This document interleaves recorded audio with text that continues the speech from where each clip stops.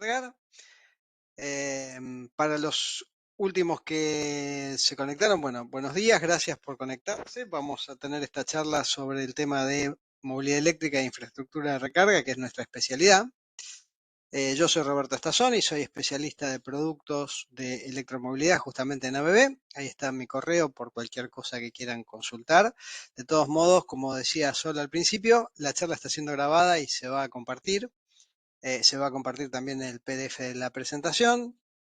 Y al final les pedimos que nos vayan mandando por el chat las preguntas y vamos a dejar un espacio para preguntas y respuestas, y si hay posibilidad abrimos el micrófono también y hacemos preguntas en forma oral, ¿no? Siempre las clases orales son más divertidas, pero bueno, esto nos permite una llegada a todos, a ustedes y a nosotros, mucho más cómoda y mucho más eficiente.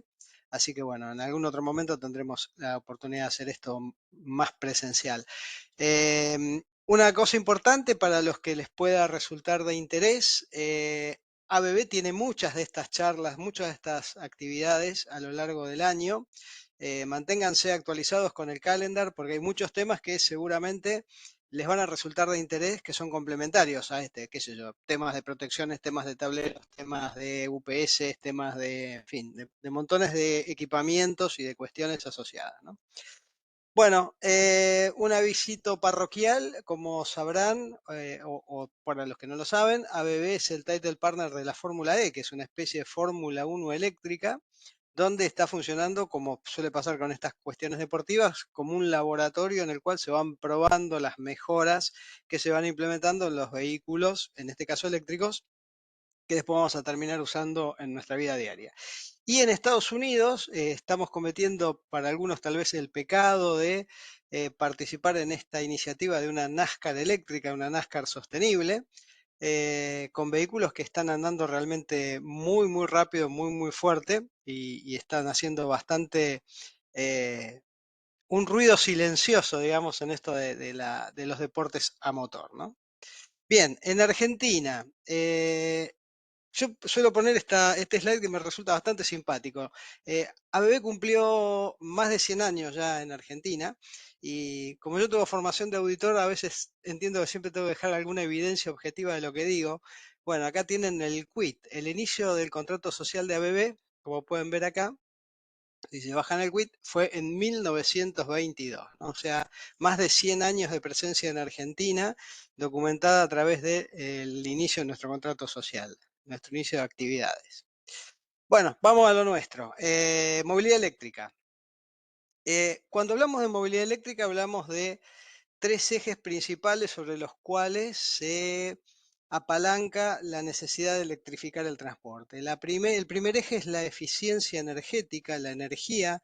El vehículo electrificado, eléctrico, es mucho más eficiente desde el punto de vista energético, es decir, consumimos mucha menos energía electrificando el transporte que utilizando el transporte de manera convencional.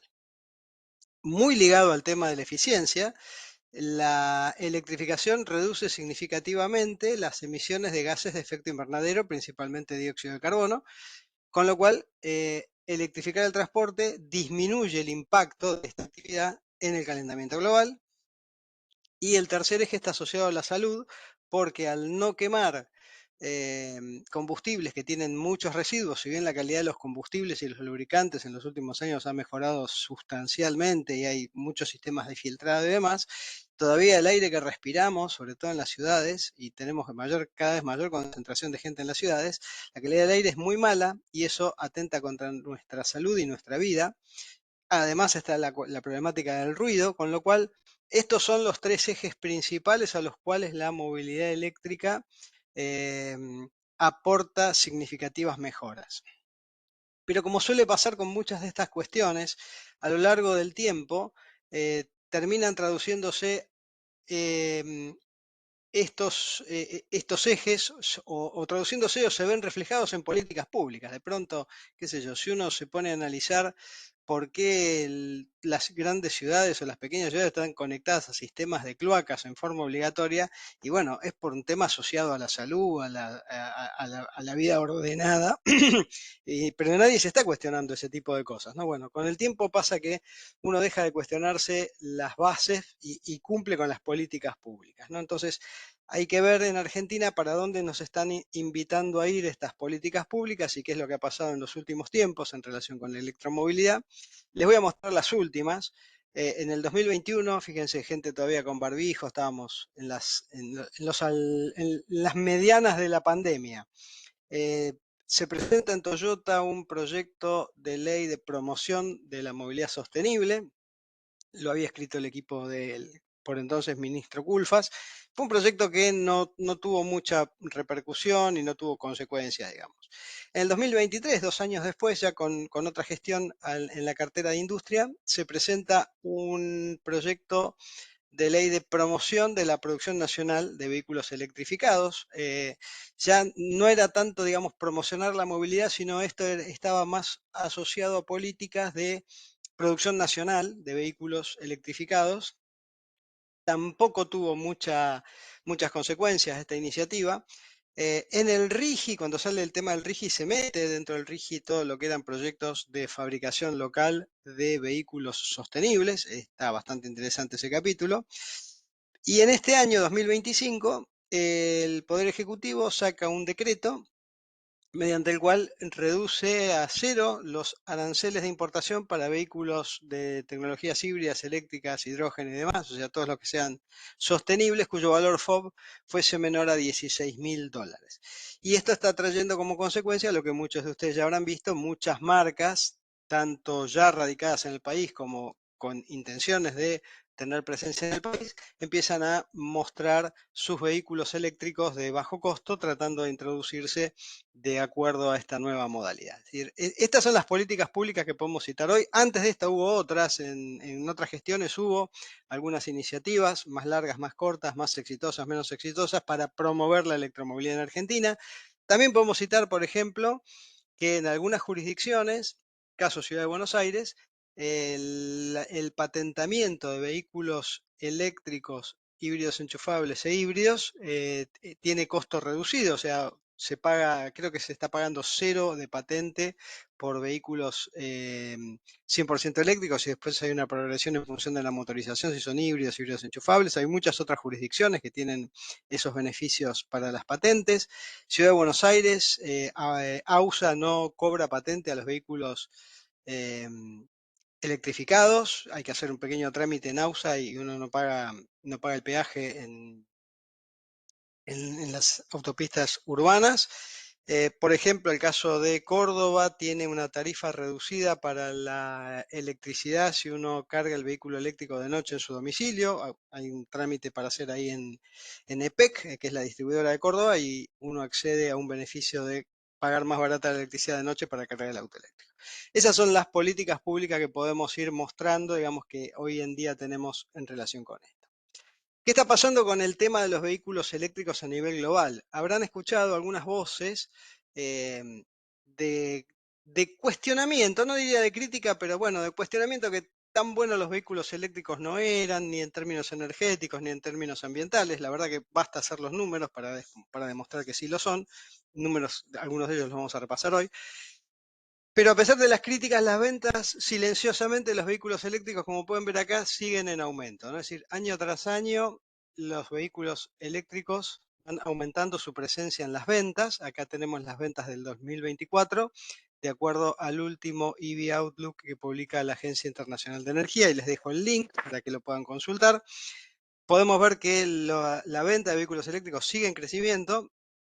Y de las ventas del 2024, como suele suceder con muchas otras cosas, la mitad o tal vez un poquito más de la mitad sucede en China, y las dos tecnologías que este informe relaciona son vehículos eléctricos a batería, BEV, y los híbridos enchufables. Es decir, acá no están metidos los híbridos comunes, híbridos enchufables y eléctricos a batería están incluidos, así que si todavía se sumasen los híbridos puros, estos números serían bastante más escandalosos, ¿no? Bastante más positivos.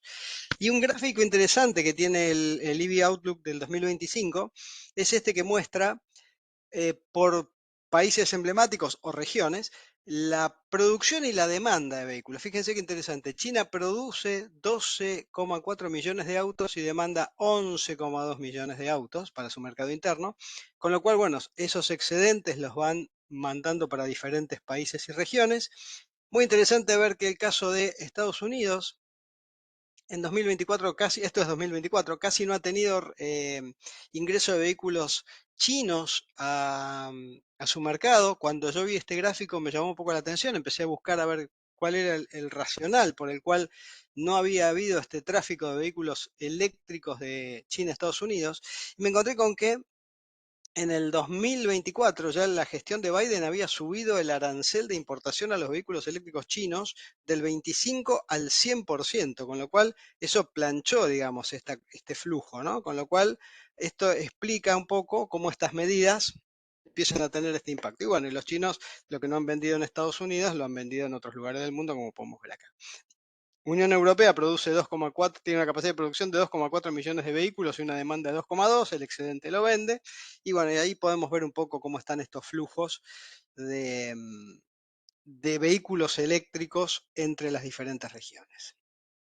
¿Qué está pasando en Argentina? En Argentina tenemos esta organización que se llama SIOMA, que pueden googlear, que tiene un informe que va sacando a intervalos regulares. Este último es el de fines del 2024 y nos muestra qué va pasando con la venta de vehículos, los patentamientos de vehículos electrificados en general. Fíjense cómo vienen creciendo escandalosamente, muy empujado por los híbridos puros, muy empujado por los híbridos puros, con un 4% de participación de los batería puros, pero que hay que tener cuidado porque en este dato están metidos los vehículos eléctricos categorías L6 y L7, los que hemos visto ya por la calle, el Tito, la Tita, el Zero Electric, el Volt de Córdoba. Entonces, esos también están metidos acá. Entonces, a veces ese dato distorsiona un poco la información. Así que bueno, nada, pero es un dato bastante interesante como para conseguir buenos aportes los informes de SIOMA, que van sacando, tal vez no con la regularidad que uno quisiera, y se van puliendo en función de los diferentes reclamos que la sociedad le va haciendo en cuanto a la información. Bueno, habíamos hablado de tres ejes. Esto era un poco para poner en contexto qué es lo que está pasando, si se venden, no se venden, si hay, no hay. Y habíamos hablado de los tres ejes principales: energía, ambiente y salud. Así que vamos a hablar un poco de temas energéticos rápidamente. ¿Cuánto consume un vehículo eléctrico? Es un dato clave para empezar a pensar y entender esta problemática, que también está muy vinculado con la carga. Un vehículo eléctrico consume más o menos 16 kWh cada 100 kilómetros. ¿Por qué ese más o menos? Bueno, porque depende obviamente de las características del auto y las características de conducción del señor y las condiciones de los caminos y demás. Pero una media lógica que podemos considerar hoy día es 16 kWh cada 100 kilómetros. ¿Cuánto consume un auto naftero? Y estamos en los 8 litros cada 100, número que también tomamos como representativo, no es una verdad cerrada. Hay autos que consumen más, autos que consumen menos, gente que tiene el pie más pesado, más liviano, con lo cual este es un poco el parámetro que tomamos como referencia. Acá tenemos kilowatt-hora, acá tenemos litro, para poner todo en unidades coherentes, redondeamos a 10 kWh por litro de combustible y esto nos daría una relación de 16 kWh cada 100 versus 80 kWh cada 100, con lo cual la relación de esto es 5:1. Energéticamente, un vehículo eléctrico consume 5 veces menos energía que su par de combustión interna. Una pregunta que solemos hacernos es por qué, si los motores eléctricos tienen rendimientos del 90% y en estas aplicaciones los rendimientos son del orden del 30% de motores térmicos, ¿por qué la relación es 5 veces? Bueno, un poco por las curvas de rendimiento de los dos tipos de motores, que no son constantes y se logran rendimientos mucho más parejos con el eléctrico que con el térmico. O sea, se logra aprovechar el alto rendimiento prácticamente en toda la curva de funcionamiento del motor gracias a electrónica de potencia, cosa que con el térmico no sucede. Pero además hay una cosa: el eléctrico tiene esta cuestión del frenado regenerativo. Yo cada vez que levanto el pie del acelerador, el motor eléctrico pasa a funcionar como generador y me carga las baterías. En el térmico, cada vez que necesito desacelerar, tengo que sí o sí pisar el freno y convertir mi energía cinética en rozamiento y calor, con lo cual ahí se ahorra también una parte bastante interesante de energía en lo que es la movilidad electrificada, ya sea híbrida, híbrida enchufable, híbrida ligera o eléctrica pura. Entonces tenemos una relación de 5 a 1 en la energía, y una de las críticas que suele hacerse a esta cuestión es decir, sí, sí, está bien, pero la electricidad no nace atrás del enchufe ni abajo del cargador. La electricidad hay que generarla, transportarla y distribuirla. Bueno, si tomamos lo que se llama el balance del pozo de la rueda con datos de Argentina, de nuestro balance energético nacional, más o menos nuestra etapa de transformación de electricidad está en un 57%, es decir, eh, el 57% de la energía que le tiramos a las centrales somos capaces de convertirla en electricidad, y el otro en calor, en ruido, en otras cuestiones, o sea, en ineficiencia. El transporte y distribución tiene 16% de pérdida, es decir, 14% de eficiencia. Si tomando como promedio el 90%, consideramos el 0,9 para esto, multiplicando todos los factores nos da 48%. Es decir, que del pozo a la rueda, lo que se llamaría el balance integral energético desde el pozo a la rueda, por cada kilowatt hora que nosotros metemos aguas arriba en centrales, en el auto vamos a aprovechar la mitad de ese kilowatt hora. ¿Qué pasa con la cadena de hidrocarburos? Bueno, la cadena de hidrocarburos también, con el análisis del balance energético, vamos a encontrar que la etapa de transformación tiene muy alta eficiencia, la de transporte y distribución tiene bastantes bajas pérdidas, pero ¿qué pasa? El bajo rendimiento del motor térmico nos condiciona la cuestión, multiplicando todos los rendimientos como hicimos antes, llegamos al 25%. Del 25 al 40 y pico, 48 era, no era 43, fíjense, estamos casi 2 a 1 del pozo a la rueda en rendimiento energético. Y todavía puede mejorar aún. ¿Cómo? Y bueno, si tuviésemos más ciclos combinados cerrados y sistemas de generación más eficientes, todavía mejoraríamos más este número, disminuyendo las pérdidas por transporte, por ejemplo, con más energía distribuida, en fin. Este número todavía puede mejorar más.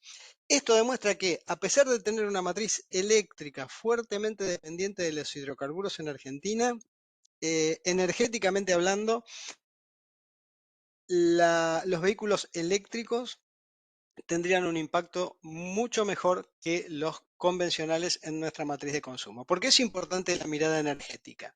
Porque del balance energético nacional también vamos a encontrar que de los usos finales, del destino de la energía, prácticamente hay una regla de tercios: un tercio se consume en la industria, un tercio se consume en el ámbito residencial y un tercio se consume en el transporte. Es decir, es un montón de energía la que destinamos al transporte para movernos nosotros, nuestras mercaderías, etcétera, etcétera. Con lo cual, todo esfuerzo que hagamos en eficiencia energética en el transporte va a redundar en el impacto de este tercio y va a redundar en una matriz mucho más eficiente. Desde el punto de vista ambiental, y esto es la química que estudiamos en el colegio en algún momento, cada vez que quemamos un litro de nafta se generan 2,3 kilos de CO2, cada vez que quemamos un litro de gasoil o oxidamos un litro de gasoil, se generan 2,7 kilos de CO2. Esto es estequiometría de la química del colegio, o hay calculadoras de gases de efecto invernadero, de las cuales acá les dejo uno de los links. ¿Qué pasa cuando generamos electricidad en Argentina, ¿no? Bueno, nuestra matriz eléctrica, estos son datos de la Secretaría de Ambiente, les dejo el link también acá por si quieren chequear algo. En el año 2022 nuestra matriz eléctrica produjo 290 gramos de dióxido de carbono equivalente por cada kilowatt hora. 290 gramos de CO2 equivalente por cada kilowatt hora. Si esas emisiones las comparamos con las emisiones del resto del mundo, porque a veces uno dice, che, en Argentina no está nuestra matriz energética, no está tan bien. La verdad que si uno compara con Europa de pronto, fíjense, acá estarían nuestros 290 gramos de CO2 por kilowatt hora generado, y acá estarían los diversos países de la Unión Europea, ¿no? Este es un slide que agregué porque justamente en una de las charlas surgió decir, che, ¿cómo estamos respecto del mundo con estos 290? Bueno, fíjense, estamos en el límite de Holanda, por ejemplo, de Países Bajos, estamos peor que España, estamos peor que Portugal, estamos peor que Dinamarca, Austria, pero estamos mejor que Bulgaria, que Polonia, etcétera, etcétera, ¿no? Países que todavía tienen muy alto impacto de dióxido de carbono en sus matrices eléctricas por una fuerte dependencia del carbón principalmente, ¿no? Bueno, si esos 2,3 o 2,7 kilos de CO2 por litro metidos en un motor naftero o diésel, los llevamos a kilómetro en función de los consumos típicos, llegamos a la conclusión que un vehículo naftero genera 184 gramos de CO2 por kilómetro, un diésel 175 y un eléctrico allá aguas arriba, porque por su caño de escape no genera nada, metiendo estos 290 gramos de CO2 por kilowatt hora y esos 16 kilowatt hora cada 100 kilómetros nos da 46,2, perdón, 46,4 gramos de CO2 por kilómetro. Fíjense, casi 4:1, un poquito mejor de 3:1 la relación entre lo que produciría un eléctrico y lo que producen sus pares gasolero o naftero. Y esto también demuestra que a pesar de que nuestra matriz energética es fuertemente dependiente de los hidrocarburos, principalmente del gas, todavía el vehículo eléctrico es mejor que un vehículo a combustión interna en términos de emisiones. Esto desmitifica esas dos cuestiones de la cuestión energética y la cuestión ambiental, aún con la matriz eléctrica argentina. Bueno, Argentina tiene asumidos compromisos ambientales bastante agresivos y demandantes y digamos la única manera que tenemos para cumplirlo es electrificando o sea, siendo más eficientes y menos contaminantes o menos intensivos en dióxido de carbono en los diferentes sectores. Y fíjense que el transporte ocupa el segundo lugar en nuestros aportes de gases de efecto invernadero de acuerdo a nuestro balance, con lo cual toda acción que hagamos en términos de mejorar las emisiones en el transporte van a tener un impacto positivo en nuestros resultados finales, ¿no? La ganadería es el primero, el transporte el segundo y ahí nomás la generación de electricidad. También les dejo los links para los curiosos que quieran verificar algunos datos o que quieran armar sus propias presentaciones para algunas otras cuestiones.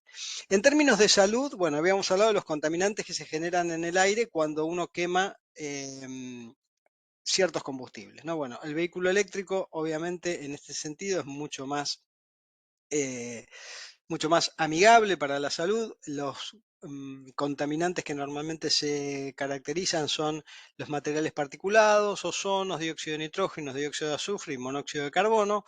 La Organización Mundial de la Salud da valores guía que no deben ser superados. Lo que nos dice la Organización Mundial de la Salud es que por la baja calidad del aire que respiramos, se producen el 36% de las muertes por cáncer de pulmón, el 34% de los accidentes cerebrovasculares que terminan en muerte y el 27% de las cardiopatías que terminan en muerte. Es decir, que si no nos convencemos energéticamente, si no nos convencemos ambientalmente, al menos tengamos esta mirada desde el punto de vista de la salud. Contaminar el aire que respiramos con motores térmicos que queman hidrocarburos fuertemente contaminantes o altamente contaminantes, termina enfermándonos y matándonos, con todo lo que ello implica, ¿no? Incluso desde el punto de vista económico. Y hay una emisión adicional que tiene el motor térmico versus el eléctrico, que es el ruido, al punto tal que en muchos países está legislado que los vehículos eléctricos por debajo de cierta velocidad tienen que emitir un ruido de cierta cantidad de decibeles para que los transeúntes inadvertidos lo puedan percibir y no sean embestidos, ¿no? Bueno, salimos un poquito de esta cosa introductoria que nos sirve de introducción, valga la redundancia, para justificar por qué tenemos que electrificar. Y ahora vamos a ver un poco el tema más técnico de la charla de hoy, que es cómo diablos vamos a cargar estos vehículos electrificados en el caso que sean enchufables. Entonces, vamos a esquematizar un autito con una batería con forma de corazón. ¿Por qué? Porque la batería es el corazón justamente del vehículo electrificado, es la responsable de la autonomía, el peso, el precio, la velocidad de carga, en fin. Los cuellos de botella que nos trae la movilidad eléctrica están asociados fuertemente a la batería, por eso la dibujamos con esta formita de corazón. Y sabemos que las baterías almacenan energía en forma de corriente continua. Todavía no hemos encontrado cómo almacenar energía en forma de corriente alterna, con lo cual nuestras baterías almacenan energía en forma de corriente continua. Pero a nuestro alrededor, cualquier cable que nosotros pinchemos va a tener seguramente corriente alterna, con lo cual el fabricante del auto muy amablemente nos pone un zócalo para poder cargar nuestro auto con corriente alterna. Y esa corriente alterna la vamos a obtener directamente de un tomacorriente domiciliario, podría ser industrial. Eso es lo que se llama el modo 1 de carga, de acuerdo a la norma IEC que vamos a ver en un ratito.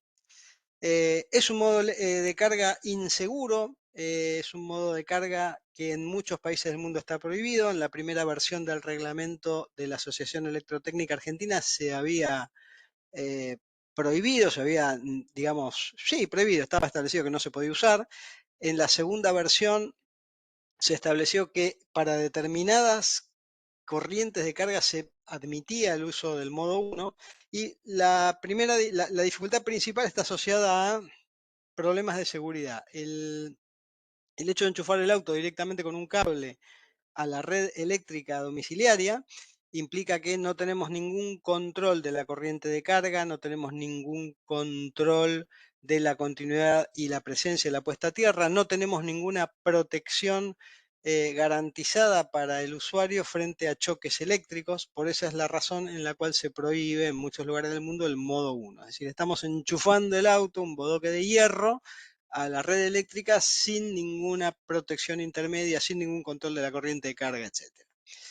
Justamente el modo 2, contemplado en la norma IS, es el que genera el paso adicional de mejora para hacer esto de manera más segura, y el modo 2 ya sí incluye esta función piloto de control de la corriente de carga, el monitoreo de la presencia de la continuidad de tierra para asegurarnos que el vehículo está puesto a tierra mientras se carga, y la protección diferencial frente a contactos directos o indirectos. Entonces ya el modo 2 es la superación del modo 1 a través de una cajita que cumple todas esas funciones que dijimos y nos permite cargar de manera más segura.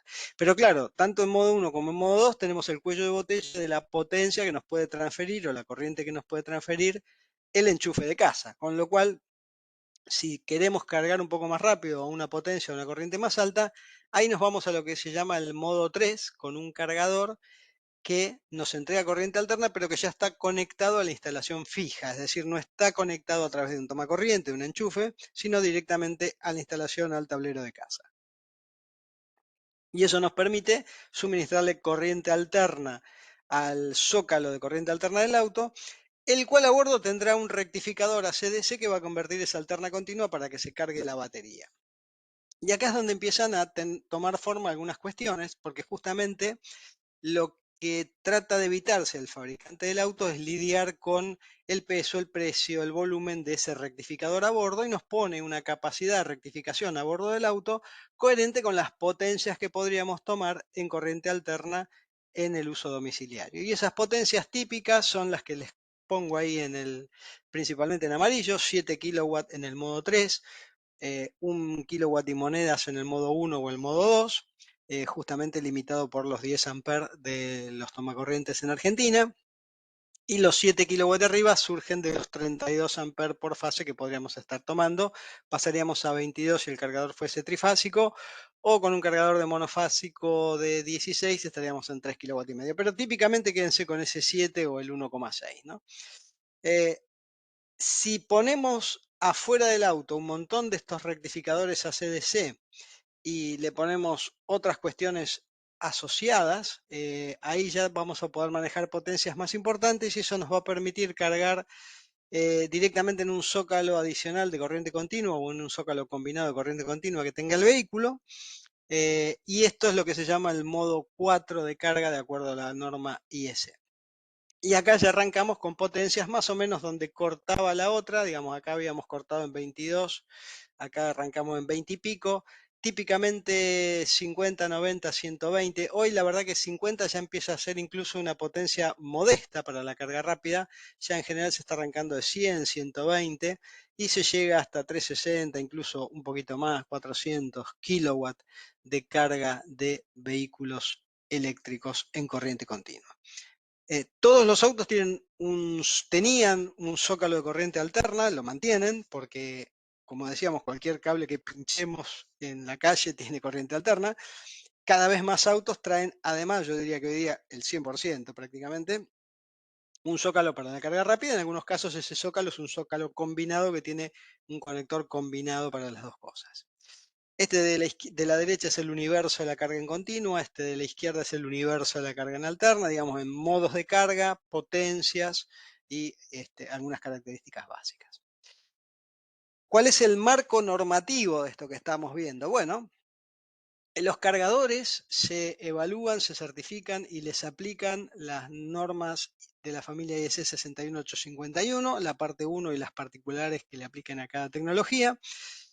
La instalación fija en Argentina está reglamentada por el reglamento AEA 90364, parte 7, parte 722, del cual su última emisión es la del año pasado. Las tomas y fichas para las instalaciones domiciliarias o industriales, ya sabemos que son nuestras normas IRAM 2071, 2073 o 60309. Esa, la 309 para los industriales, ¿no? Para el cargador en modo 2 hay una norma específica que es la IEC 62756.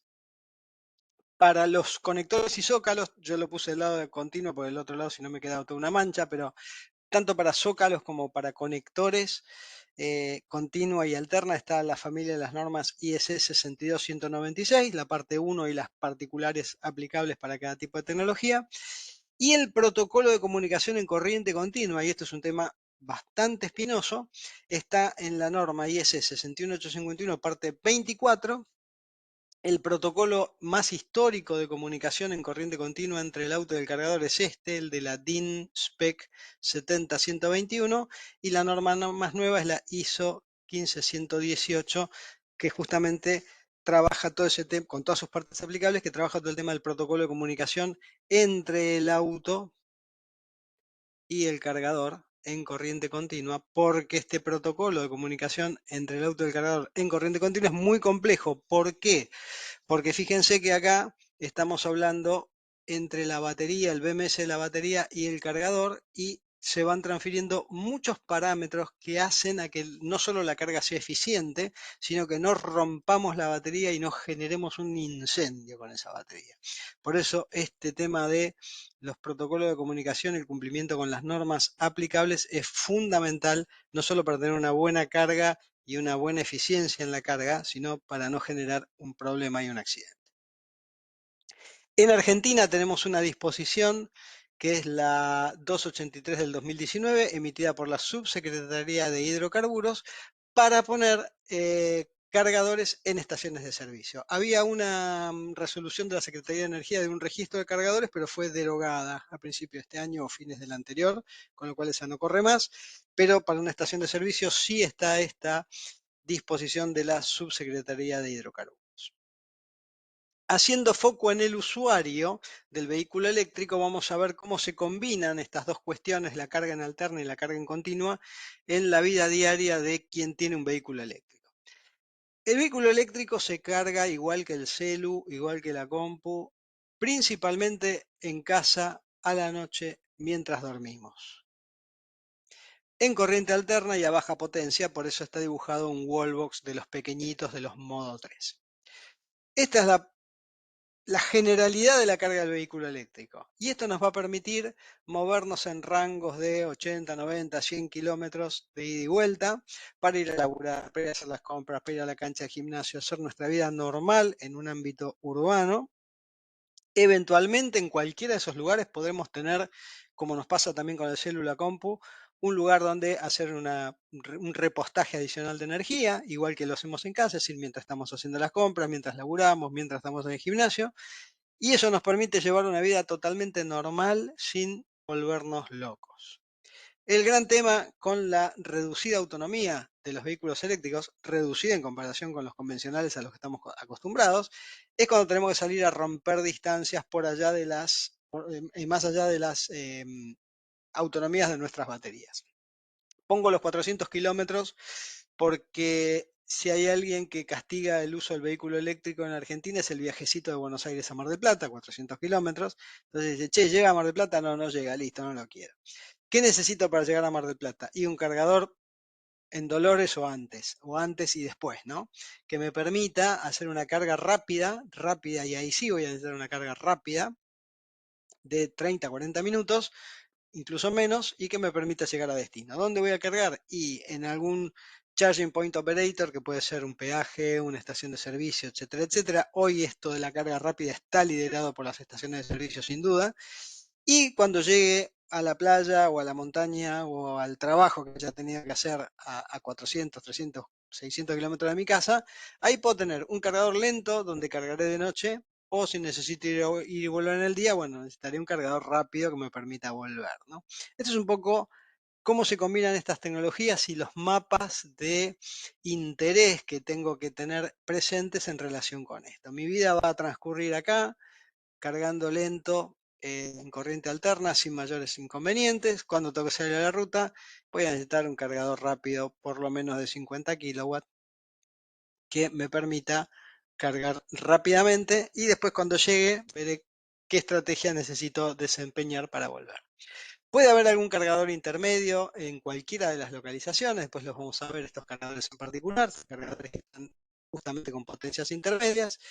Y una cosa que siempre enfatizamos es que, más allá del uso urbano y demás, contar con las redes de carga rápida va a ser un poco lo que le va a quitar el problema de temor al uso al propietario del vehículo eléctrico. Se ha categorizado una enfermedad llamada ansiedad de rango. El usuario del vehículo eléctrico siempre tiene miedo de no llegar, y ahí yo lo he experimentado más de una vez, ¿no? Cuando uno ve la batería ya al 30%, empieza a preguntarse qué va a hacer si uno no puede cargar, ¿no? ¿Dónde lo va a dejar el auto? ¿Cómo lo va a llevar de nuevo hasta la casa? Y demás.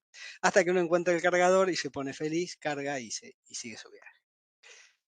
Parafraseando a Maslow con su pirámide de necesidades básicas, podemos pensar que la necesidad básica del usuario de vehículo eléctrico se satisface en casa, a la noche, a baja potencia, en periodos largos de tiempo, mientras el auto y uno descansan.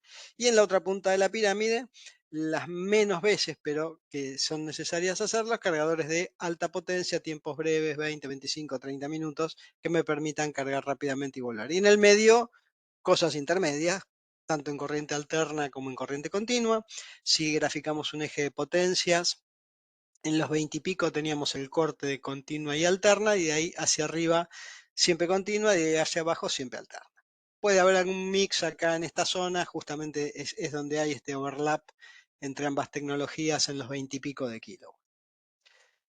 ¿Quiénes son las partes interesadas en esta actividad? Bueno, por un lado el usuario del auto, es uno de los principales interesados en poder cargar. Otra de las partes interesadas son aquellos que proveen la energía eléctrica, las distribuidoras, generadoras, etcétera, etcétera. Los proveedores de equipamiento de recarga, los propietarios de las localizaciones donde estos cargadores estarán emplazados, estacionamientos, estaciones de servicio. Vamos a tener un flujo de energía de quien la comercializa hacia estas localizaciones, y de estas localizaciones hacia el auto. Fíjense que acá hay una sutileza, acá no dice que hay una transferencia de energía, sino de un servicio de recarga, porque lo que le hacemos llegar justamente a este usuario no es solamente electricidad, es electricidad adaptada a las necesidades de carga de su vehículo.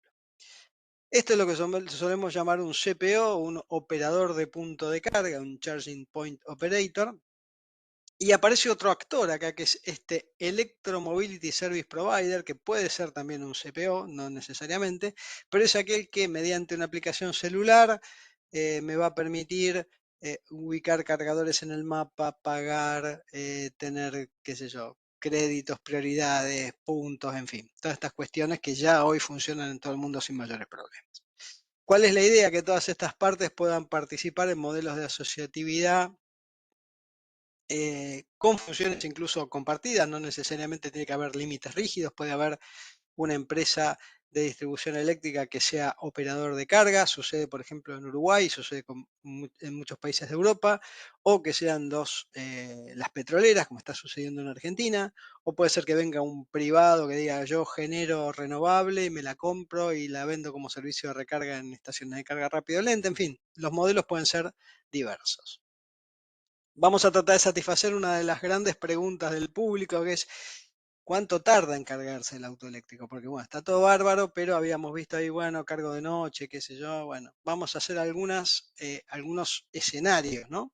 Pensemos que un usuario promedio puede cargar en su casa a baja potencia, entonces el escenario que vamos a armar es que el tipo llega a la casa con más o menos el 20% de la batería, y que va a cortar su sesión de carga con más o menos el 80 y que esa batería típicamente va a tener unos 40 kilowatt hora.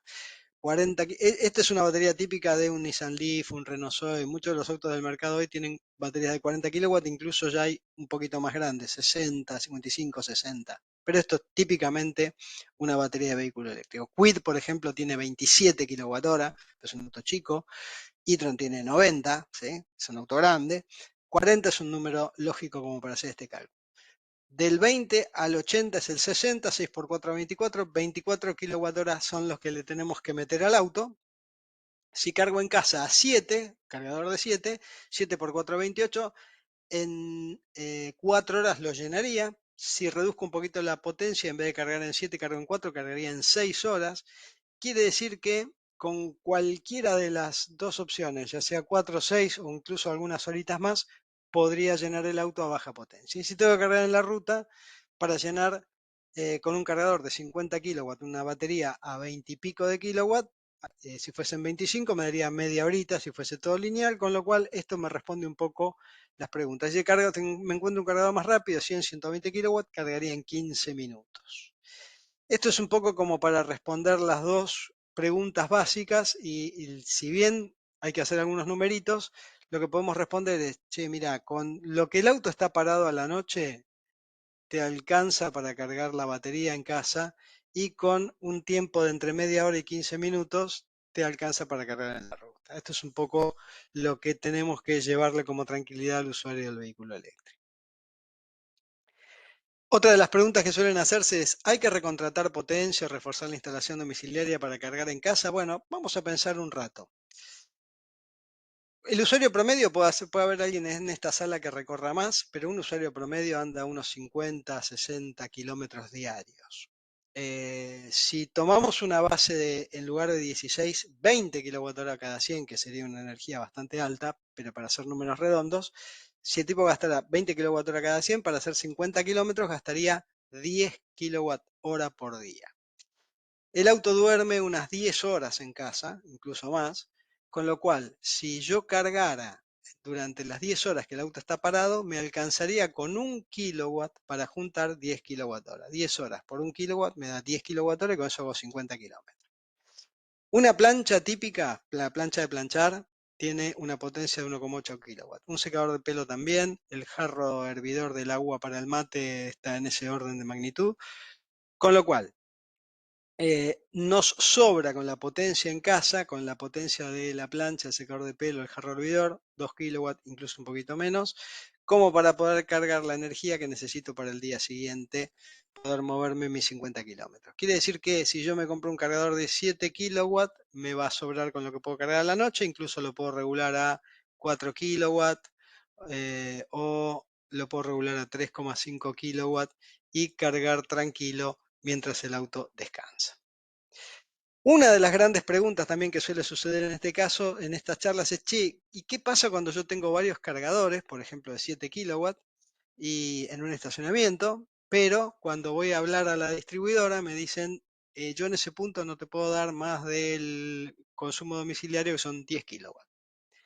¿Qué hacemos en ese caso? 7 por 3, 21, abortamos el proyecto y se terminó. O bien, establecemos un sistema de load balance, gestión de la demanda, gestión de la carga, que les vamos a mostrar a continuación.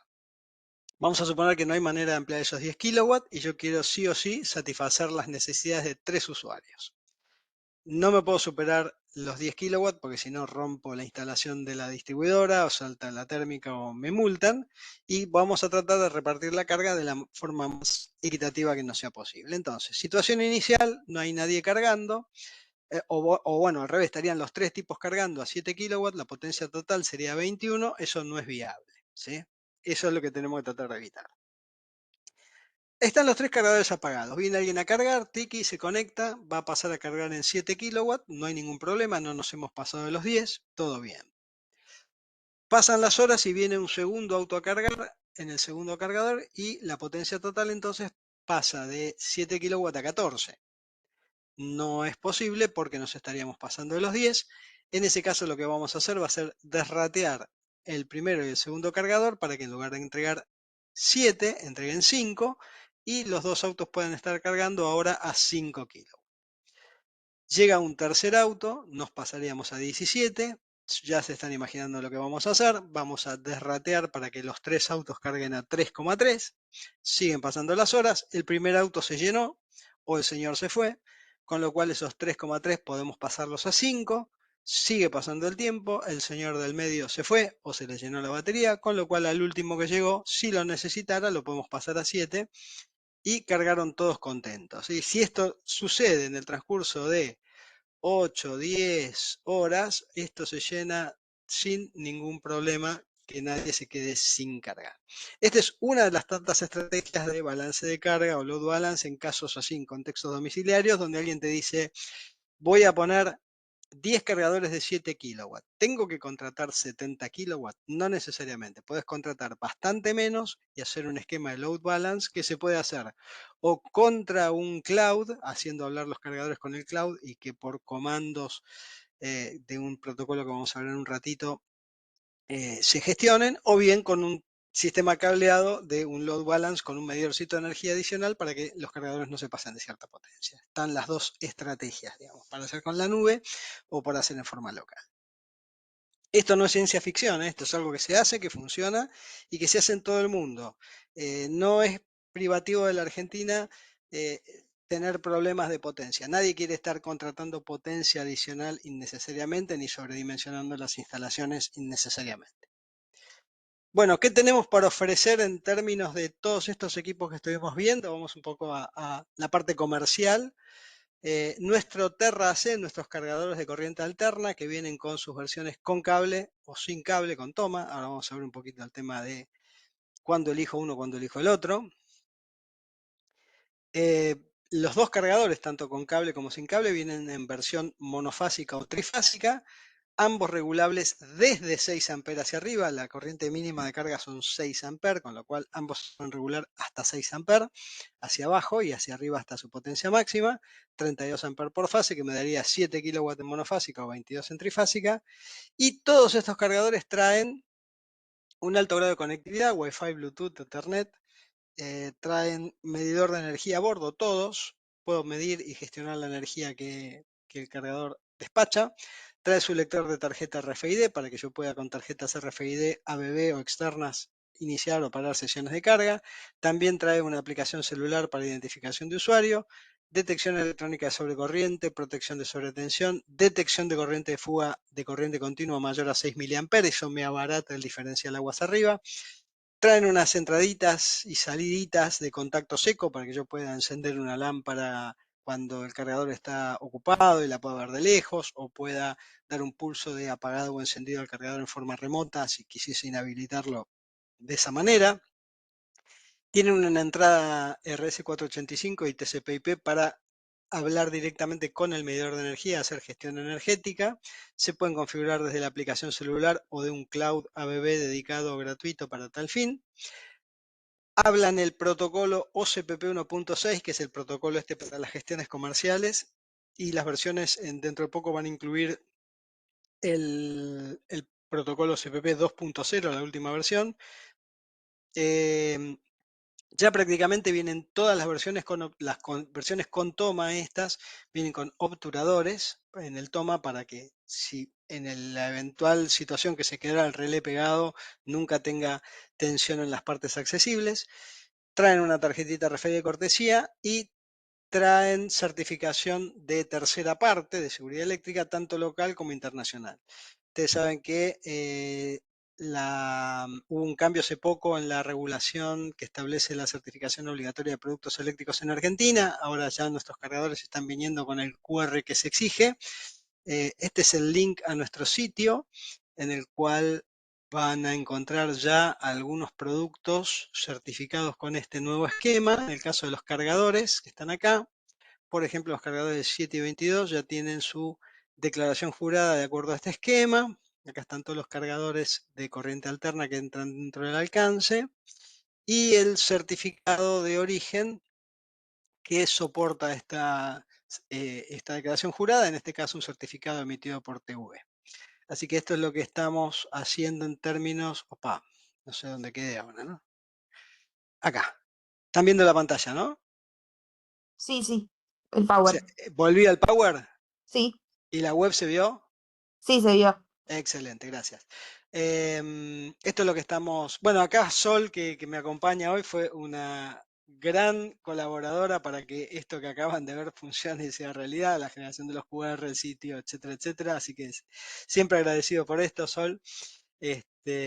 Así que bueno, tenemos hoy el cumplimiento con el régimen actual de certificación de productos, además las certificaciones internacionales y algunas otras que se piden en algunos lugares del mundo. Por ejemplo, en Europa había una certificación EverReady que los cargadores la cumplen y bueno, en Estados Unidos se cumple con UL, en fin, eh, hay cuestiones un poco regionales. Y como los cargadores tienen de todo, hay pocas cuestiones opcionales. Como opcional tenemos una versión que trae un certificado de la Organización Internacional de Metrología Legal respecto de la medición de energía. La realidad es que es exactamente el mismo medidor a bordo, pero acompañado por el certificado trazable a OIML.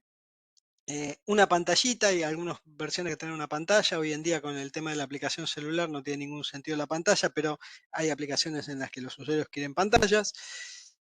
Si no les alcanzara con la conectividad Wi-Fi, Bluetooth, Ethernet, tenemos versiones con un modem 3G, 4G, le ponen una SIM card y sale hablando.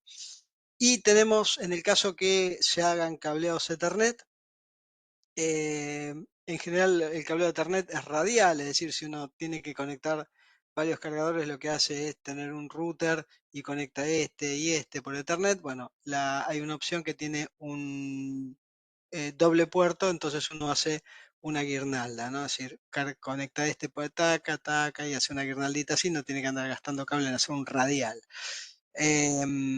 Esto que también es opcional acá, posiblemente en el futuro, igual que el tema de los obturadores y demás, ya sea un estándar, ¿no? Porque es agregar un puerto y una cuestión interna en la plaqueta.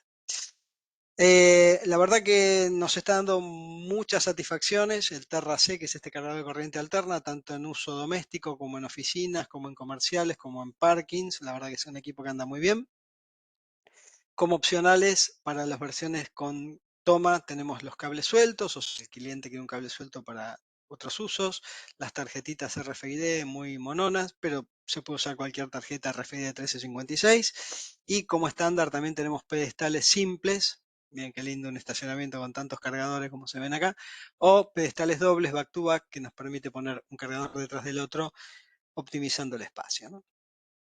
Tenemos algunas soluciones customizadas, hay clientes que nos piden el branding, por ejemplo Lexus, Toyota, Ford, BM, algunas energéticas como 360 Energy nos han pedido algunos casos brandeados o Shell para su red de estaciones de servicio, de su red de carga en destino, Shell Recharge nos pidió el branding, eso se puede brandear.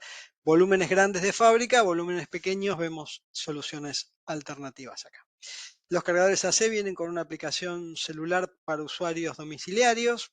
Para el uso público no tiene ningún sentido, pero para el uso individual está piola una aplicación celular.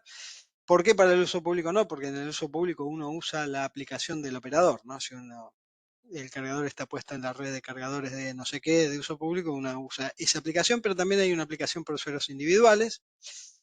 Y ya en el otro caso también hay un portal web que me permite ver diferentes cargadores en el mismo portal, en el caso que quiera hacer una gestión comercial, y me permite ir viendo mi sitio, cómo viene despachando energía a lo largo del tiempo, o cómo vienen las sesiones de carga individuales. Acá podemos ver voltaje y corriente de una sesión de carga cualquiera de estas que vemos en el portal. Todo esto viene con los cargadores AC. En cuanto a los cargadores DC, es decir, la carga rápida, este es nuestro Terra 54, que es, digamos, uno de los cargadores más vendidos del mundo. En su versión más clásica tiene salida en corriente alterna y dos salidas en corriente continua, CHAdeMO y combo. Vamos a ver un poquito el tema de conectores. Tiene su pantalla de interfaz hombre-máquina, se puede usar con tarjeta RFID. Tenemos opcionales para agregarle mecanismos de lectura de tarjetas de crédito y hablan a través del protocolo OCPP con cualquier sistema que pueda generar una red de carga que trabaje con el OCPP. Acá, por ejemplo, podemos ver un cargador rápido instalado en San Pedro, en provincia de Buenos Aires. Este está en Pilar, provincia de Buenos Aires, también. Uno red IPF, el otro la red de Shell. La opción superadora del Terra 54 es el 124, que ya pasa de tener los 50 kW del 54 a 120 kW y tiene la interesante particularidad del reparto de carga. Ahora lo vamos a ver. Básicamente, si uno lo ve, el cargador es exactamente igual. La gran diferencia es que en vez de generar o entregar 50 kW, entrega 120, y su hermano mayor, el 184, ya genera o entrega 180 kW en lugar de los 120. Vamos a hablar un poquito de esto de en las versiones 120 y 180 kW, tenemos disponible lo que es la carga secuencial para las dos salidas. Eso me permite, con un cargador de dos salidas, entregarle, por ejemplo, 100% a un auto o 100% al otro. Esto sería como tener un solo cargador. O me permite entregar 50 y 50, como si tuviese dos cargadores de la mitad de potencia. O me permite hacer estrategias más largas, como por ejemplo esta, en la cual al primer vehículo que llega le doy el 100% de la potencia. Si fuese un 120, le doy los 120. Y cuando llega un segundo auto, le doy automáticamente le doy la prioridad de carga al que llegó primero, pero si tengo potencia residual se la doy al que llegó segundo. Y en el último de los casos, acá no le doy prioridad, sino que cuando está cargando el primero, cuando llega un segundo auto a cargar, le doy la mitad a cada uno. La diferencia entre esta estrategia y esta estrategia es que acá le doy prioridad al que llegó primero, solo le doy de comer al segundo cuando este libera la mitad de la potencia, le doy los otros dos módulos acá, y en este caso no, en este caso cuando se conecta al segundo, automáticamente derrateo los dos y le doy la mitad de la potencia a cada uno. Esto me permite ir optimizando las estrategias según las necesidades. Estos cargadores nuevos, sobre todo estos de 120 y 180 que manejan corrientes altísimas, tienen un sistema de refrigeración de los conectores muy moderno. El conector, el punto de conexión, el punto de las patitas de conexión en estos cargadores, donde se manejan corrientes de más de 200, 250, 300 amperes, estos pines se calientan mucho. Entonces, como hay una medición de temperatura, justamente para que no se derrita esta cuestión, ni del lado cargador ni del lado auto, se desratea la potencia. Para que esto no suceda, ABB creó y patentó ese sistema de refrigeración de dos fases que mantiene los pines refrigerados y permite optimizar la potencia de carga. Y lo que se hizo con este conector, dado que es un conector bastante caro, fue hacerlo apto a servicio, es decir, es totalmente desarmable. Se compra, te rompen el conector o llega a tener un problema el conector, se puede desarmar y reparar por partes. Así que bueno, la refrigeración, habrán visto algunos videos de Teslas cargando con un trapo mojado y demás. Bueno, la forma correcta de hacer eso es justamente esta, no tener los pines refrigerados para que no te aumente la temperatura en ese punto crítico de conexión.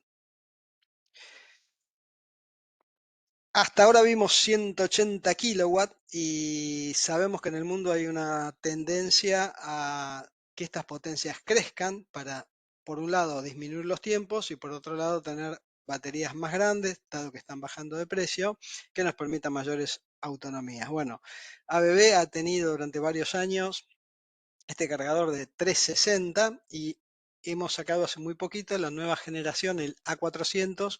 Este es el último grito de la moda ABB, donde además, como podrán ver, hemos hecho un cambio estético bastante significativo. Si miran esto, por ejemplo, van a ver ABB en general tiene pantallas chicas, cuestiones bastante minimalistas en este sentido. Acá no, acá hemos puesto un pantallón enorme, siguiendo un poco las tendencias del mercado y las expectativas de los usuarios, grandes pantallas con mucha interacción.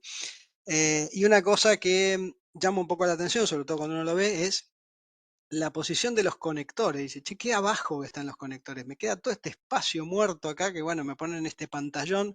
¿Por qué están tan abajo estos conectores? Bueno, yo era uno de los que se hacía esas preguntas y la respuesta es que estos conectores se ponen a esta altura porque estos cargadores se certifican para la accesibilidad de gente con discapacidad, silla de ruedas, etcétera, etcétera. Entonces, si vos tenés el conector por acá arriba y estás en una silla de ruedas, no podés interactuar, incluso con la pantalla. Entonces, los conectores se ponen a esta altura, más abajo, para que uno pueda interactuar fácilmente con el conector, sacarlo, ponerlo, etcétera, etcétera.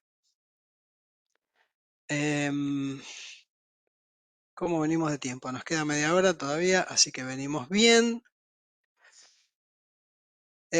Bueno, entre los chiquititos de corriente alterna y estos monstruos de corriente continua, hay unos cargadores de corriente continua intermedios, que son estos DC Wallbox, con pedestal o sin pedestal. En realidad los vendemos sin pedestal, los pedestales los fabrican los usuarios, que nos permiten justamente posicionarnos en el medio del tiempo, en el medio de la potencia, en el medio del dinero, ¿sí?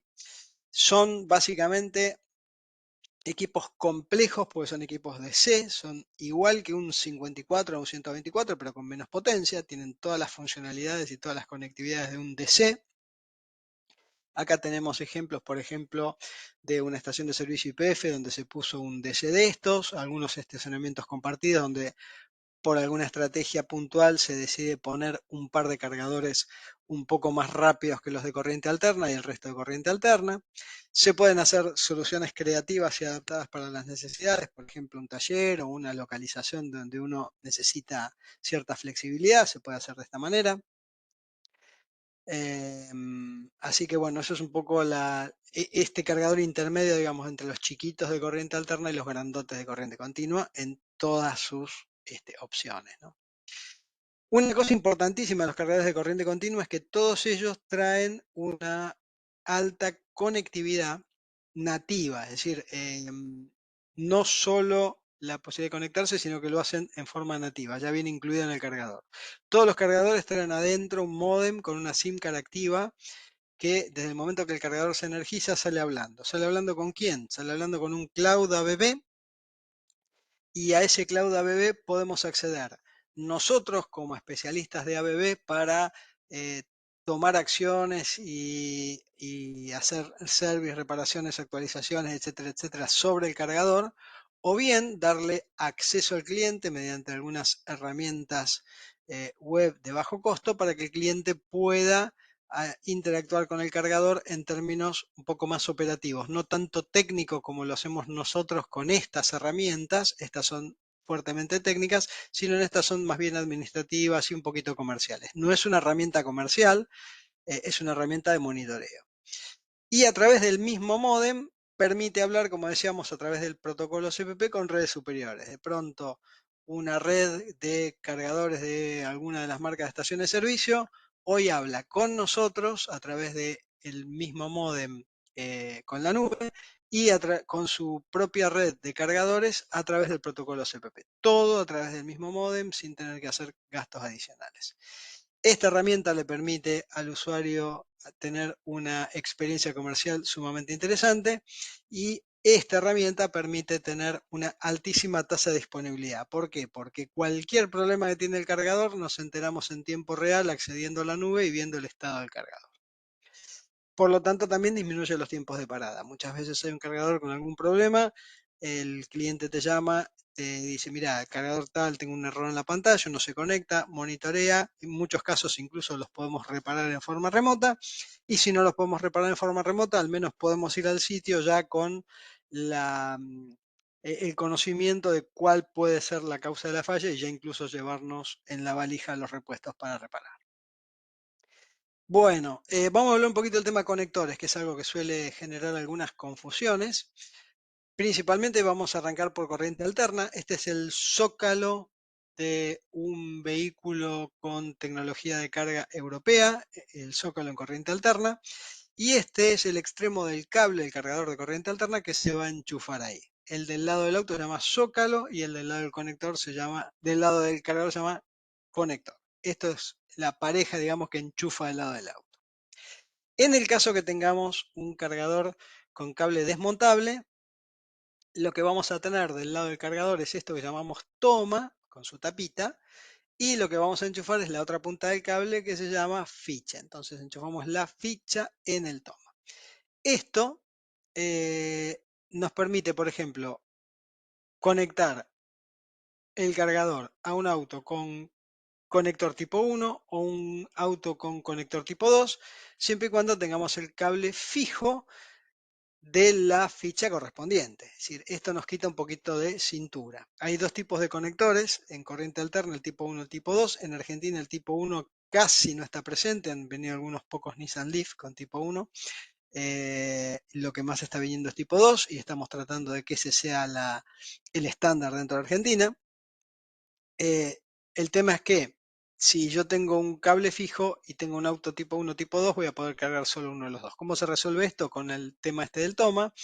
Entonces, si uso el cargador que va del tipo 2 al tipo 1, cargo el auto tipo 1. Si uso el cable que va del tipo 2 al tipo 2, cargo el auto tipo 2.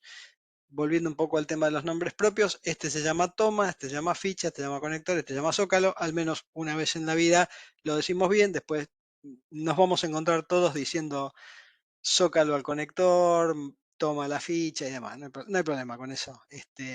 Pero bueno, por lo menos sepamos que cada cosa tiene su nombre propio. Acá, digamos, esto que vemos acá es la flexibilización de un cargador con toma que me permite cargar cualquier auto. ¿Qué comodidad tiene? Y que me permite cargar cualquier auto. ¿Qué incomodidad tiene? Y que tengo que andar conectando el cable en las dos puntas todo el tiempo. En el otro modelo tengo el cable fijo. Tipo 1, tipo 2, GBT, norma china. En Argentina hubo algunos BAIC al principio, pero hoy día ya está viniendo todo con tipo 2. El North American Charging Standard, que es el que nació con Tesla, que usa el mismo puerto para corriente alterna y corriente continua. Esto es Estados Unidos y Japón, Europa, China y NACS o Tesla es lo que está predominando como norma propia en Estados Unidos. Esto en corriente alterna. Y en corriente continua tenemos los combo 1, es decir, es el 1, como pueden darse cuenta, más los dos pines de continua. Combo 2 es el tipo 2 más dos pines de continua. Chademo, que es exclusivamente continua y, eh, por decirlo de alguna manera, 100% Japón. GBT, que es exclusivamente continua y China. North American Charging Standard o Tesla, que es alterna y continua y está tendiendo a ser el estándar en Estados Unidos.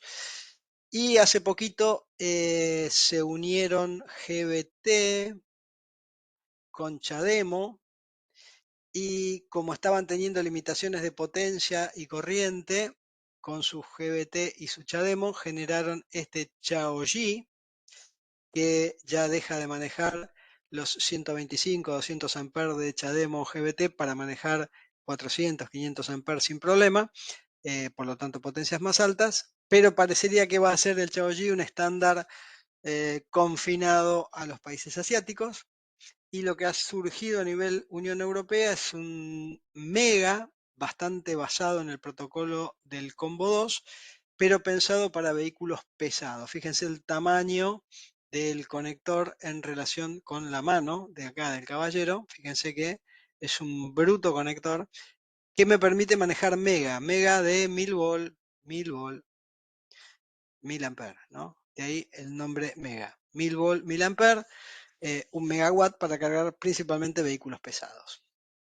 Estas son dos cosas nuevas, ya hay algunos incluso en fase comercial, tanto en Chaoji como en Mega, pero todavía es algo que no está tan maduro ni tan estandarizado como estaría Combo 2, por ejemplo. Bueno, como les decía, Estados Unidos ha normalizado el Tesla, si bien Estados Unidos había nacido un poco de la mano del Combo 1, del J1772, al haber Tesla establecido una red de carga prácticamente a lo largo y a lo ancho de todo Estados Unidos, su conector Tesla propietario pasó a llamarse North American Charging Standard y ya han anunciado, ahora no tan frescas las noticias estas, ¿no? Porque fueron del año pasado, pero ya han anunciado que todos sus autos, algunas marcas, en este caso Rivian, Ford y General Motors, en Estados Unidos lo van a fabricar con con el conector NACS. No van a venir más ni con el Combo 1 ni nada por el estilo. Bueno, una pregunta también que suele surgir es cómo diablos se conecta un cargador, ya sea de alterno o de continua. En Argentina tenemos el reglamento AEA 90364, parte 7, parte 722, cuya última edición es la del 2024, el año pasado, fresquita. Los aspectos más importantes, este no es un curso del reglamento AEA, esto es una pequeña introducción al reglamento. La AEA está por lanzar un curso, así que estén atentos los que estén interesados en esta capacitación. AEA va a lanzar su curso oficial de este reglamento, sobre todo esta nueva versión del reglamento. Una de las cosas más importantes es que el reglamento establece que, igual que en la versión anterior, cada cargador tiene que estar conectado en un circuito independiente de la red de alimentación, es decir, puedo tener un tablero general, pero no puedo hacer una guirnalda de cargadores, cada cargador tiene que estar conectado a ese tablero y cada cargador tiene que tener su protección dedicada termomagnética y diferencial y que la protección diferencial debe ser por lo menos clase A, preferentemente clase B. Hay que leer en detalle el reglamento para entender todo lo que se pide, porque lo que se pide es que la parte de corriente, la componente de corriente continua esté protegida, porque el problema que tienen los diferenciales clase AC, los comunes que estamos acostumbrados a tener en casa, es que frente a una componente de corriente continua que se derive a tierra mayor a 6 mA, ese diferencial podría quedar magnetizado y no actuar, entonces no tendríamos una protección adecuada frente a fallas a tierra que puedan provocar contactos indirectos. Entonces es muy importante entender bien este requisito del reglamento para hacer las cosas funcionar de forma adecuada y no andar haciendo cosas raras, ni guirnaldas, ni nada por el estilo. Como les decía, va a haber un curso específico del reglamento dentro de poco. Una de las preguntas que suele surgir es si los cargadores se pueden poner en áreas clasificadas. Bueno, lo que te dice tanto el reglamento AEA como la eh, disposición que habíamos visto de la Subsecretaría de Hidrocarburos es que los cargadores no pueden ir en áreas clasificadas. Entonces, si yo tengo una estación de servicio, tengo que llamar al ingeniero de seguridad. Esa estación de servicio puede estar clasificada de acuerdo a National Electrical Code o IEC, con las zonas y divisiones que cada una de las normativas establece, pero lo que yo voy a tener que hacer es revisar con el ingeniero de seguridad el área clasificada y el cargador va a tener que ir siempre fuera del área clasificada. ¿Puede ir a la estación de servicio? Sí puede ir, pero ¿dónde va a ir? Fuera del área clasificada, fuera del área clasificada.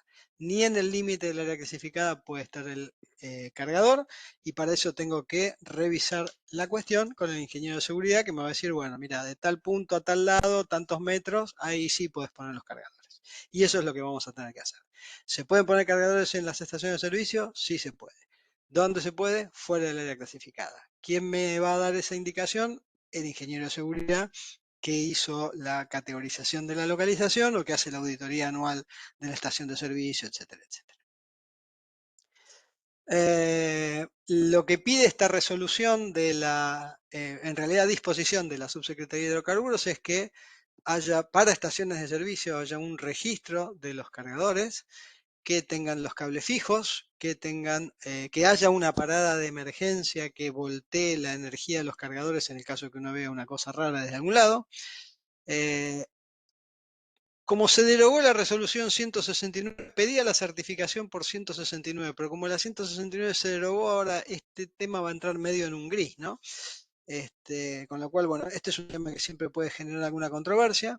Tiene que tener una guarda para los vehículos, para que si uno viene distraído y choca con el cargador no se lo lleve por delante.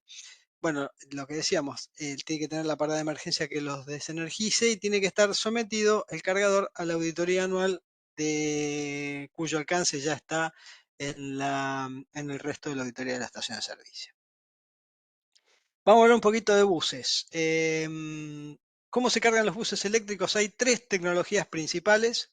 Se cargan con cable, igual que el auto. Se cargan con pantógrafos que bajan desde una columna hasta el bus.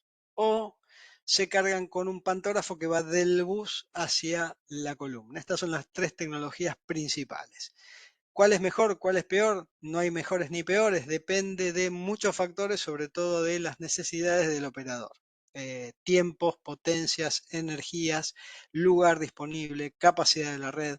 Todas esas son las variables que uno tiene que tener en cuenta para elegir correctamente el modo para cargar el bus. Y el presupuesto que uno dispone, ¿no? Obviamente. Este es un centro experimental de Mercedes-Benz en Alemania, donde pueden ver que esto es como una especie de pelotero de carga de buses, ¿no? Tenemos carga con cable acá, carga con pantógrafo que baja, este está plegado, este está desplegado, carga con pantógrafo que sube, es decir, acá se prueban todas las tecnologías como para hacer todos los ensayos y todas las validaciones que uno tiene que ir haciendo de los protocolos de comunicación y demás. Acá están todos los mecanismos de carga, digamos, y acá arriba están todos los módulos de potencia que le dan de comer a estos sistemas, incluso el sistema con cable. Acá tienen, por ejemplo, el operador de buses Keolis en Holanda. Acá tienen todos cargadores clásicos, típicos, similares a las estaciones de servicio. Este operador, con esta solución, encontró su mejor ecuación de costo-beneficio. Acá tenemos, por ejemplo, una red de buses en Qatar. Lo interesante de esto es que Qatar es la capital del petróleo y el gas, ¿no? Y tiene 125 megawatts de potencia instalada para su flota de buses eléctricos. Tiene una de las flotas de buses eléctricos, tengo entendido que la más grande fuera de China, pero puede ser que esté compitiendo ahí cabeza a cabeza con Chile o con alguna otra localización. Pero bueno, ¿qué vemos acá de interesante? Que hay en el mismo lugar donde para el bus, carga con cable y carga con pantógrafo. ¿Por qué? Bueno, porque la idea es que mientras el bus rueda y anda haciendo sus recorridos, cargue en 10-12 segundos con pantógrafo y en la noche cuando el bus va para dormir lo cargamos con cable, ¿cierto? Tenemos las dos tecnologías, el mismo módulo de potencia, seguramente dándole de comer al pantógrafo y al cable, y cuando cargo de noche cargo despacito con cable, cuando el bus rueda de día, cargo rápidamente con pantógrafo. ¿Por qué haría eso? Porque eso me va a permitir poner buses con baterías más chicas. Entonces, cada bus que yo repongo, cada bus que yo introduzco a la flota, es un bus más barato. Entonces, ¿cómo recupero más autonomía? Y bueno, con una carga rápida. Esas son las ecuaciones que uno tiene que resolver cuando hace un proyecto de buses, ¿no? Estos son los sistemas estos que les decía de los módulos de potencia y los diferentes mecanismos de carga. En general lo que hay son módulos de potencia que pueden darle de comer a 4 dispensers y los dispensers pueden ser de cualquier tipo, con un cable apoyado en la pared, con un cable colgando del techo, con pantógrafo up, con pantógrafo down, con todas las tecnologías. Y esto nos va a permitir también hacer carga secuencial, ¿no? Dándole potencia a cada uno de los buses que va llegando en función de las necesidades de ese bus de salir a cubrir servicio. Como algunos de ustedes sabrán, y se los habrán llevado por delante ya o los habrán utilizado, la Ciudad de Buenos Aires ha sacado un sistema de buses eléctricos que está funcionando en el casco urbano. Van desde Retiro hasta Parque Lezama y esta es una foto de uno de los buses cargando en la playa de carga que está ahí frente a Puerto Madero. Esta playa de carga tiene 3 cargadores de 120 kilowatts dobles, acá están haciendo la instalación. Son 360 kilowatts en total, 120 por cargador, 60 por salida y esto, como les explicaba hace un ratito, tiene una carga secuencial. Llega el primer bus, le damos los 120, se conecta el segundo, le damos 60 cada uno. Se llena el primero, le liberamos los 120 al último que quedó cargando y así se va repartiendo la potencia de carga. Estos tienen el conector refrigerado, tienen módulo de potencia de ultimísima tecnología y están, igual que todos nuestros equipos, conectados 24/7 como para poder hacer el monitoreo. Este es un sistema modular de pantógrafo down, así llegaría en el camión, la columna desarmada, módulo de potencia, fundación, en el mismo camión llega todo, se instala relativamente rápido, digamos, y se puede poner en funcionamiento sin mayores dificultades. Y lo mismo con un sistema de Panto Up, llega a la columna, se instala, llegan los módulos de potencia. En este caso lo que vemos acá, la particularidad de esto es que tiene su subestación asociada, posiblemente este haya sido un lugar donde no había una cobertura de baja tensión suficiente, entonces se pone una subestación compacta donde está el transformador y las celdas adentro y se le da de comer al sistema en baja, pero tomando la energía de la red de media.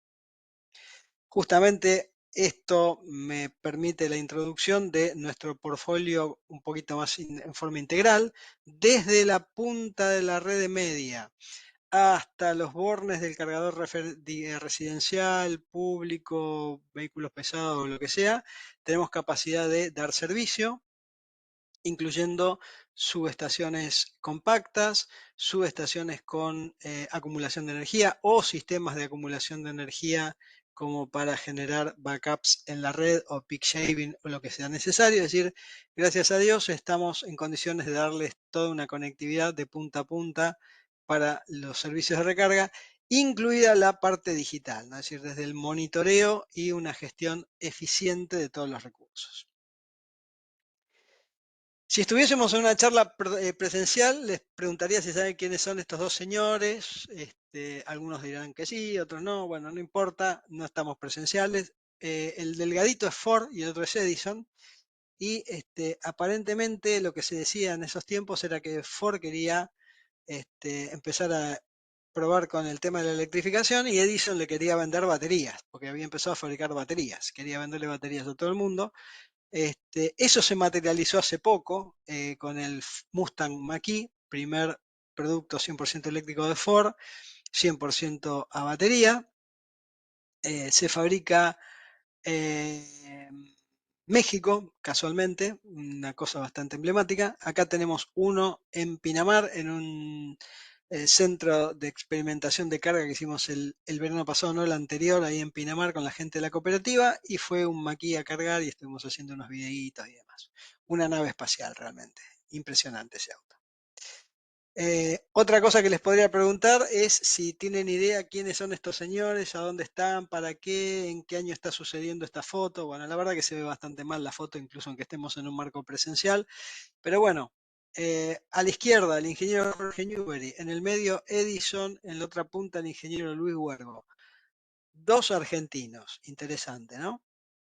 En el año 1904 en Estados Unidos, donde se lanza el primer Congreso Electrotécnico Mundial que dio el puntapié inicial a la creación de la IS. Esta foto a mí me resulta muy emblemática porque nos muestra que en aquellos tiempos había dos argentinos ahí metiendo presión y participando en la creación del primer Congreso Electrotécnico Mundial. Jorge Newbery, primer ingeniero electricista argentino, Luis Huergo, primer ingeniero argentino. Newbery fue el tipo que hizo la reconversión de la iluminación pública, la iluminación en la vía pública de gas a eléctrica, algo como lo que nosotros estamos haciendo ahora de los combustibles fósiles a la electricidad, pero con el transporte. Así que bueno, nada, una foto que resulta bastante interesante. Viendo cosas viejas, acá pueden ver, yo soy socio de una asociación que se llama AVEA, uno de los socios de la AVEA, Asociación Argentina de Vehículos Eléctricos y Alternativos, encontró en un museo este recibo del pago de una patente de automóviles particulares eléctricos, como pueden ver acá, automóviles particulares eléctricos en el año 1912, ¿sí? O sea que en 1912 en la ciudad de Buenos Aires se patentaban vehículos eléctricos, 100% eléctricos. No sé si hemos ido para atrás o no hemos avanzado lo suficiente. Y acá, bueno, otra fotito emblemática. Tal vez la patente de ese autito eléctrico que veíamos ahí haya sido la de este Krieger, que está en el Automóvil Club. Esto es un Krieger 100% eléctrico. si lo van a ver ahí en el Museo del Automóvil Club, en la Avenida Libertador, van a ver que esto es un carruaje al cual le pusieron unos motores eléctricos en el eje y abajo del asiento del chofer está el pack de batería, ¿no? Este era un Krieger traído de Francia, 100% eléctrico. Y esta fue la primera vez que vino la Fórmula E a la Argentina. Todavía ABB no era el title partner. Y esta está sacada en la estatua de Lola Mora ahí en Puerto Madero. Bueno, ya llegamos al final. La idea de estas charlas es, más allá de vender productos y servicios, es que nos acompañen en esto de conocer de qué se trata, de profundizar el entendimiento de qué se trata esta transición, y para todos aquellos que les resulte más interesante y tengan ganas de ser protagonistas, nada, nos contactan y buscamos la manera de ver cómo hacemos cosas juntos. Bueno, tengo hasta acá, como dice Capusotto, muchas gracias y pasamos, si las hay, a las preguntas.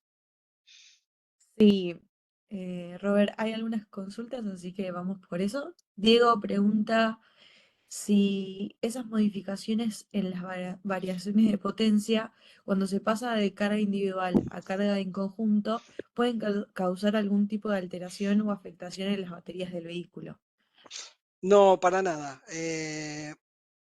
no, la fluctuación de potencia, incluso cuando la potencia sube o baja, no afecta en absoluto la batería. Todos esos cambios son totalmente controlados y están de acuerdo a lo que establecen las normas, con lo cual no hay ningún riesgo en ese sentido. Muy bien, Mariano también preguntaba cuánto influía si solo se cargaba de modo lento o modo rápido, así que supongo que con eso se responde. Tal vez hablar un poquito más de la vida útil de las baterías, si es que tenemos información. Bueno, hay muchos mitos respecto de si la carga rápida afecta la vida de las baterías y en cuánto afecta la vida de las baterías. Em, lo primero que tenemos que decir es que ningún fabricante, ni de autos, ni de baterías, ni de cargadores, va a generar mecanismos de utilización, en este caso carga, que atenten contra la buena salud de la batería. Entonces, lo que busca un fabricante de baterías es que la batería no esté solicitada en forma incorrecta en cuanto a su carga y descarga, y los fabricantes de cargadores tratamos justamente de adaptarnos a esas realidades de las baterías. Dicho esto, como suele suceder con cualquier otra cosa de la vida, cuanto más lento sea un proceso, más reversible es, digamos, nada, posiblemente la cantidad de ciclos de carga y descarga con una carga más lenta amplía la vida útil de la batería. Lo que no estamos seguros es en cuánto, pero la realidad es que cualquier vehículo del mercado que esté preparado para cargar a 40, 50, 60, 100 kilowatts, uno lo puede cargar a esas potencias y no va a tener ningún problema. También los manuales a veces dicen que no conviene abusar de la carga rápida, eh, y como suele suceder con cualquier otra cosa en la vida, no conviene abusar de nada, ¿no? Ni del afecto, ni de los amigos, ni del cigarrillo, ni de la comida, ni de nada. Así que bueno, nada, hay que trabajar todo dentro de los parámetros establecidos.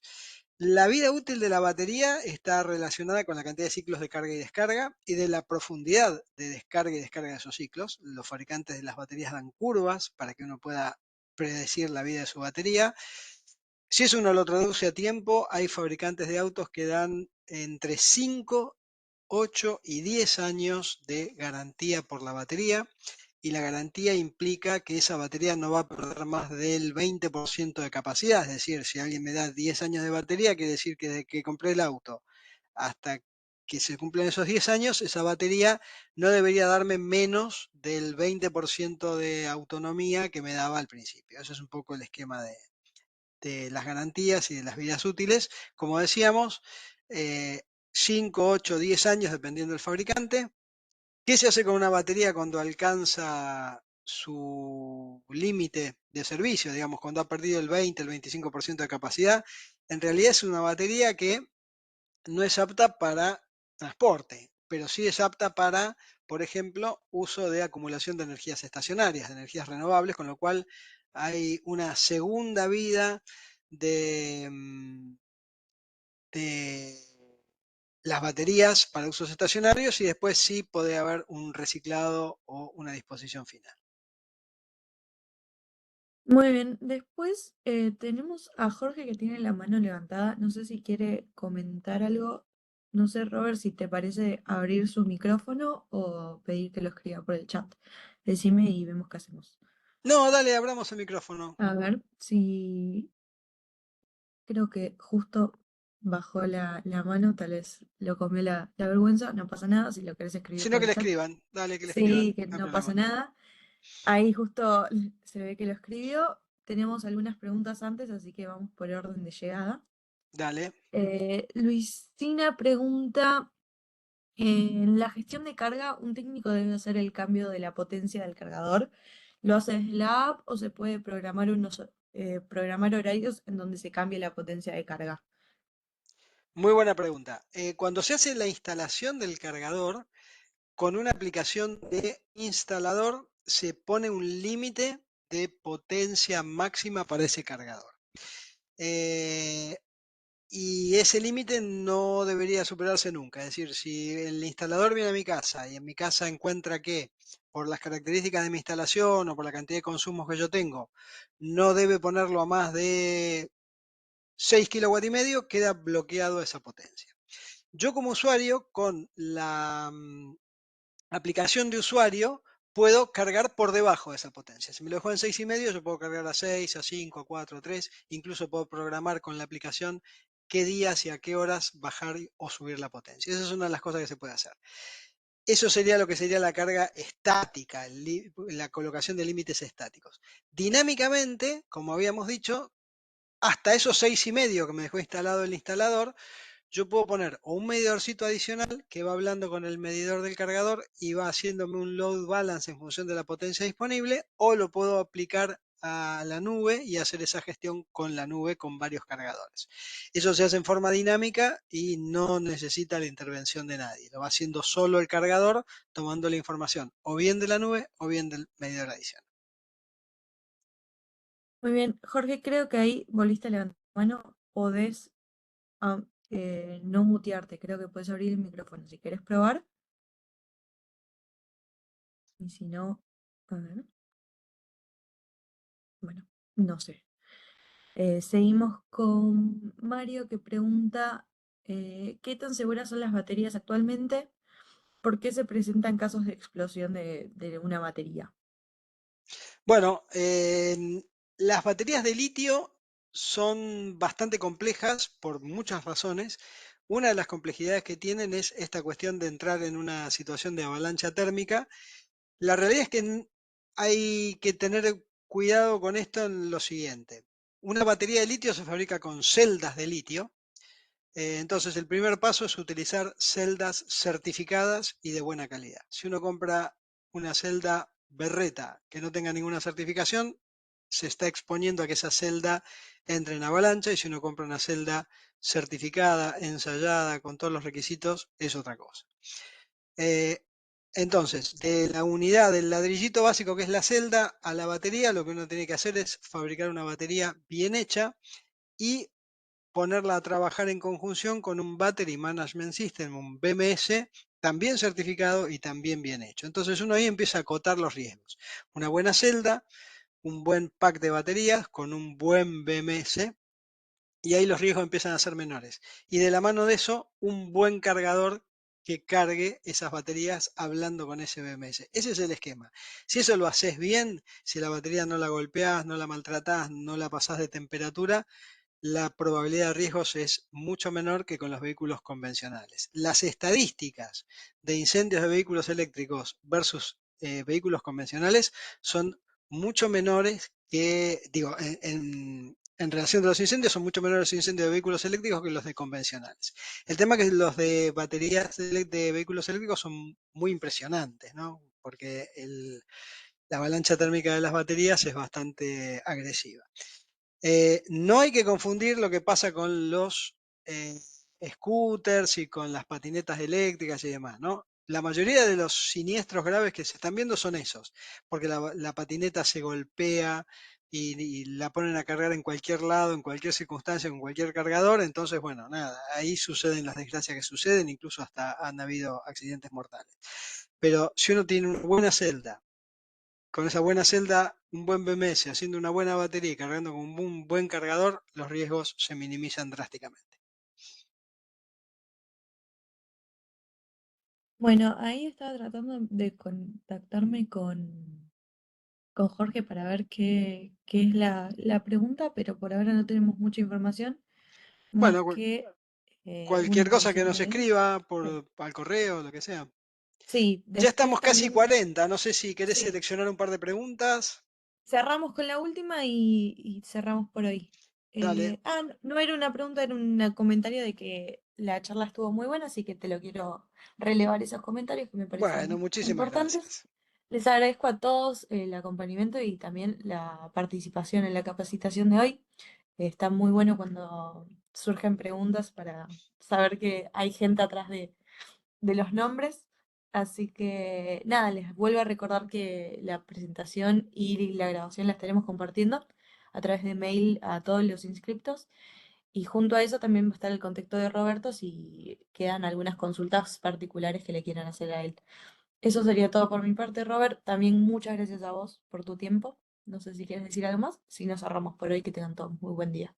Gracias a todos por haberse quedado hasta ahora, hasta el final. Gracias, Sol, por el acompañamiento y la buena onda. Y bueno, manténganse actualizados con el cronograma de actividades de ABB, que la verdad que es muy enriquecedor y quedamos a su disposición. Muchas gracias a todos. Que tengan muy buen día.